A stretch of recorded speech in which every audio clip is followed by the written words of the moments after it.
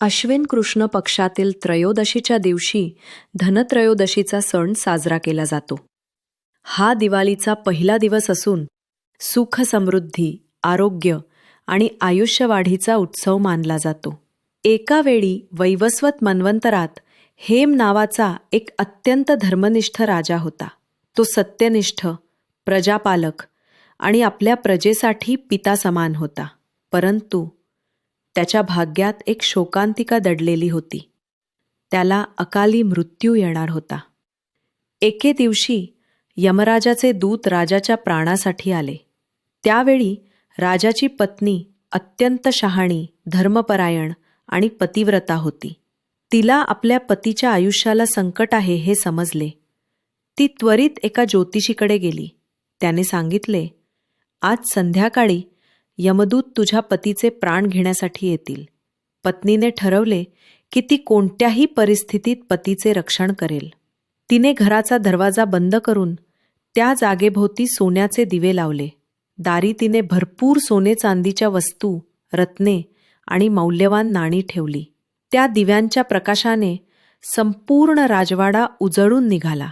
त्यावेळी तिने पतीला दाराजवळ बसवले आणि समोर दीपदान करून भगवान धन्वंतरी आणि यमराजांची प्रार्थना करू लागली. हे धन्वंतरी देव, आपण आरोग्याचे अधिपती आहात. आमचं आयुष्य निरोगी आणि प्रदीर्घ असू दे. जेव्हा यमराजाचे दूत आले तेव्हा त्या दिव्यांच्या प्रकाशात ते दिपून गेले. त्यांना राजाचे तेज आणि पत्नीचे श्रद्धाभाव पाहून त्यांच्याशी बोलण्याची हिंमत झाली नाही. ते परत जाऊन यमराजांना म्हणाले, महाराज, त्या घरात असं तेज आहे की तिथं पाऊलही ठेवता येत नाही. यमराज म्हणाले, तो तेज भक्तिभाव आणि पतिव्रतेच्या शक्तीने निर्माण झाला आहे आणि त्यांनी त्या दिवशी त्या राजाचे प्राण न घेण्याचा निर्णय घेतला. त्या दिवसापासून अश्विन कृष्ण त्रयोदशीचा दिवस धनत्रयोदशी म्हणून प्रसिद्ध झाला. या दिवशी धन, आरोग्य आणि आयुष्यवाढ मिळते. भगवान धन्वंतरी, जो भगवान विष्णूंचा अवतार मानला जातो, त्यांनी या दिवशी समुद्र मंथनातून अमृत आणि आयुर्वेद घेऊन प्रकट झाले होते.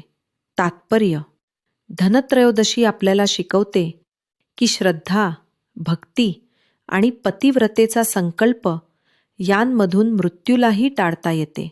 ही दिवाळीची सुरुवात असून आरोग्य, सौख्य आणि धनप्राप्तीचा शुभ दिवस आहे. उपाय: धनत्रयोदशीच्या दिवशी भगवान धन्वंतरी आणि महालक्ष्मी यांचे विधीपूर्वक पूजन करावे. त्याचबरोबर अखंड धणे यांचेही पूजन करावे.